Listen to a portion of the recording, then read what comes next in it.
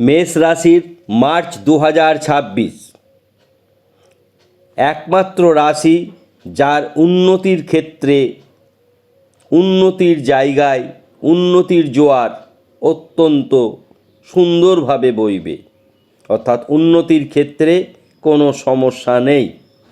কিন্তু একাদশে পঞ্চগ্রহী রাজযোগ তৈরি হয়েছে।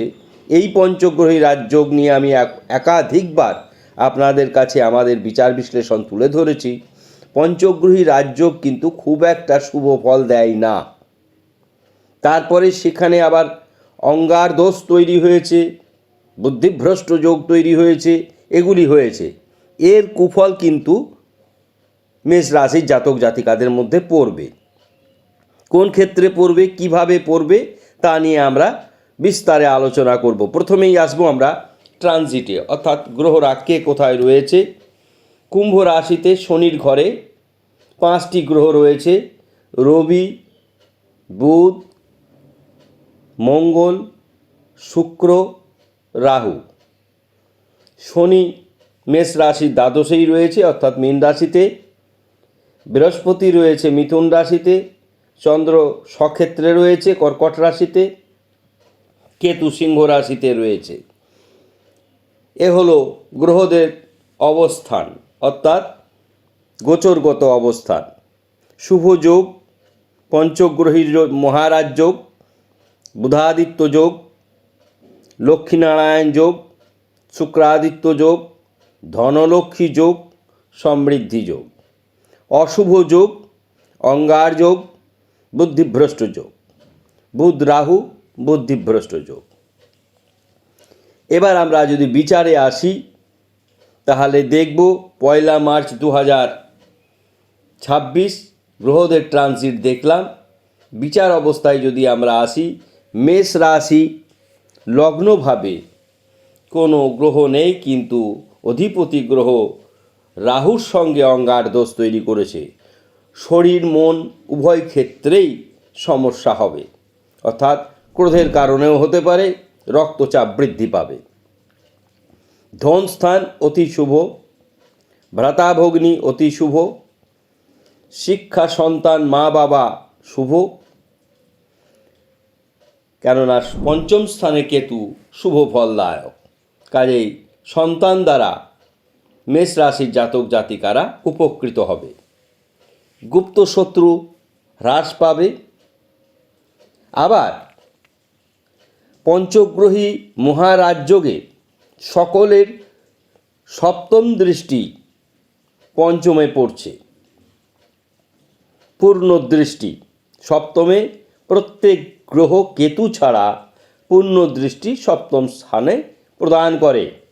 এর একটি বিশেষ সুবিধা সন্তানের ক্ষেত্রে প্রাপ্তি হবে, অর্থাৎ মেষ রাশির জাতক জাতিকারা যাদের সন্তান হওয়ার সম্ভাবনা রয়েছে বা যাদের সন্তান রয়েছে, উভয় ক্ষেত্রেই তারা উপকৃত হবে। রাজনৈতিক ক্ষেত্রে উপকৃত হবে। পঞ্চম স্থান অত্যন্ত গুরুত্বপূর্ণভাবে বিবেচনা করা হয় রাজনীতির জন্য, তাই এক্ষেত্রেও কিন্তু অত্যন্ত গুরুত্বপূর্ণ একটি ভূমিকা পালন করবে। আমরা জানি বুদ্ধিযস্য বলংতস্য, এই জায়গাটাতে বুদ্ধিভ্রষ্ট যোগ তৈরি হয়েছে, তাই কিছু কিছু ক্ষেত্রে তাদের একাধিক সিদ্ধান্ত ভুল বলে প্রমাণিত হবে। তাই সিদ্ধান্ত নেওয়ার আগে একাধিক এক্সপার্ট ওপিনিয়ন নেওয়া প্রয়োজন। গুপ্ত শত্রু হ্রাস পাবে, আমরা বললাম। প্রেম বিবাহ দাম্পত্য শুভ, ভাগ্য অতি শুভ, কর্ম অতি শুভ, আয় অতি শুভ। আয় ক্ষেত্রে ঘটনা ঘটেছে, পঞ্চগ্রহী মহারাজ যোগ তৈরি হয়েছে। তার মধ্যে শনির প্রিয় 2 রাশি গ্রহ রয়েছে, বুধ শুক্র, এরা রয়েছে, এবং রাহুও রয়েছে। এরা থাকার ফলে কি হয়েছে, একাদশে লক্ষ্মীনারায়ণ যোগ তৈরি হয়েছে। এটি একটি শুভ অবস্থান, অর্থাৎ তাদের আর্থিক কষ্ট দূর হবে। ঋণ থাকলে তা ঋণ মুক্তি হওয়ার সম্ভাবনা রয়েছে। মেষ রাশির ক্ষেত্রে আমি অনেকবার বলেছি, যতদিন 12 হাউসে শনি থাকবে, 2টি ক্ষেত্রে তারা সমস্যা করবে। 1, বিবাহিত জীবনকে সমস্যা করবে। 2, অযথা ব্যয় বৃদ্ধি ঘটাবে। তাহলে আমরা যে 3টি সমস্যা পেলাম, সেই 3টি বড় সমস্যার মধ্যে 1, শরীর মন ভালো যাবে না। 2 হচ্ছে দাম্পত্য জীবনে কিছু সমস্যা দেখা দেবে। তার কারণ হচ্ছে দাম্পত্য জীবনের সমস্যার কারণটা হচ্ছে শুধুমাত্র কিন্তু দ্বাদশে শনি। রাজনৈতিক ক্ষেত্রে কিছুটা সমস্যা দেখা দেবে। তাহলে সমস্যা কোথায়, উপকার কোথায়, সেগুলি বললাম। এবার আমরা আসব প্রতিকার। বুধের জন্যই আমরা প্রতিকার মূলত যাচ্ছি।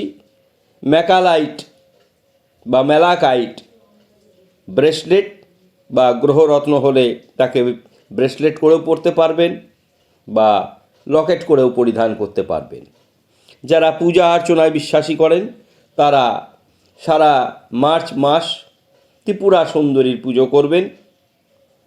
হ্রিং ত্রিপুরা সৌন্দর্যৈ নমঃ, হ্রিং ত্রিপুরা সৌন্দর্যৈ নমঃ এই ছোট্ট বীজ মন্ত্র করবেন, অথবা ত্রিপুরা সুন্দরী কবচ পরিধান করতে পারেন।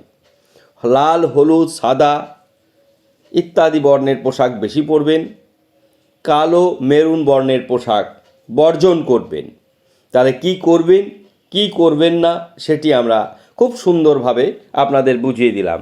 মার্চ মাস কিভাবে কাটাবেন তা এত সুন্দরভাবে আমাদের চ্যানেল আপনাদেরকে বুঝিয়ে দিল। যদি অনুষ্ঠান ভালো লাগে মন্তব্য করবেন এবং শেয়ার করলে আপনার বন্ধুরা দেখতে পাবে। সুতরাং শেয়ারের প্রতি আমরা একটু জোর দিই। সকলেই ভালো থাকবেন। ধন্যবাদ।